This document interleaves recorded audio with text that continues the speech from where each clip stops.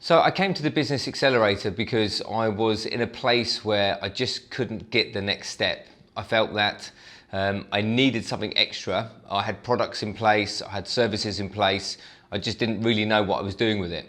So when I heard about being able to get more leads and more sales into your business, for me, that just makes ultimate sense because that's definitely the first step. But funnily enough, it was the biggest thing that I was struggling with.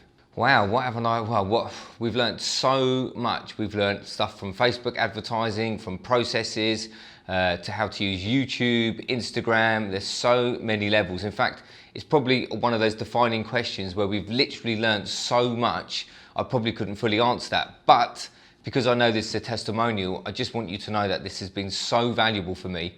And I do leave here, even though I leave a little bit discombobulated because the amount of information is huge, I leave here with a sense of confidence, of reassurance that I now know exactly what I need to do in terms of scaling my business.